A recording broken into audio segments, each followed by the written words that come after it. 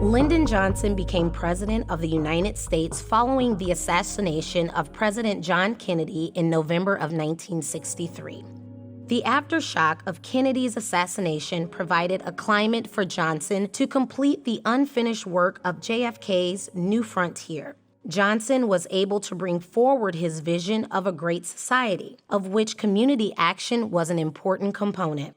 In his State of the Union address in January of 1964, President Johnson said, "Poverty is a national problem, requiring improved national organization and support. But this attack, to be effective, must also be organized at the state and the local level and must be supported and directed by state and local efforts. For the war against poverty will not be won here in Washington.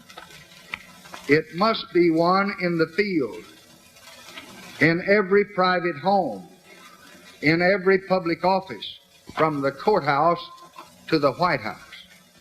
Johnson signed the Economic Opportunity Act in August of 1964 and launched the War on Poverty and Community Action. Sergeant Shriver, head of the Peace Corps and President Kennedy's brother-in-law, was appointed to head up the Office of Economic Opportunity and helped shape community action into a locally driven movement that worked toward the creation of economic opportunity for all individuals, especially in the areas of job training, employment, and access to legal services.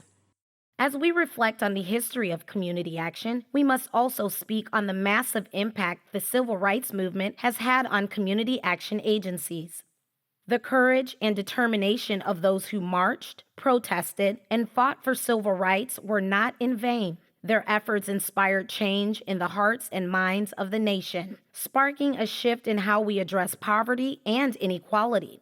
The war on poverty happened parallel to key civil rights legislation. One of the most significant outcomes of this movement was the establishment of community action agencies, which aimed to empower low-income communities by providing resources and support for self-sufficiency. Community action agencies became a critical component in the fight against poverty and discrimination. They empowered individuals and families with tools to break the cycle of poverty and discrimination. Prior to 1981, the federal government provided grants directly to local agencies, bypassing the states. That changed with the passage of the Community Services Block Grant, CSBG. The Community Service Block Grant was one of 6 block grant programs created under the Omnibus Budget Reconciliation Act of 1981.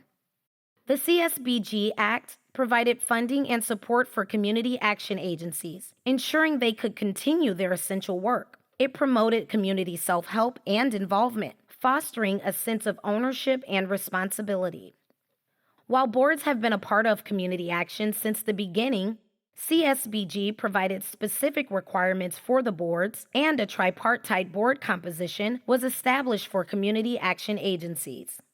The war on poverty has survived many challenges throughout the decades. Each year, community action has rallied support for funding and continues to fight for people with low income to achieve stability. As a movement, community action shares a commonality with the individuals we humbly serve: resiliency. We witness it daily in the families and individuals that walk through our doors, show up at our food pantries, our Head Start programs, and our senior programs. The fundamental structure created by Sergeant Shriver in 1964 exists today. Local agencies responding to local issues.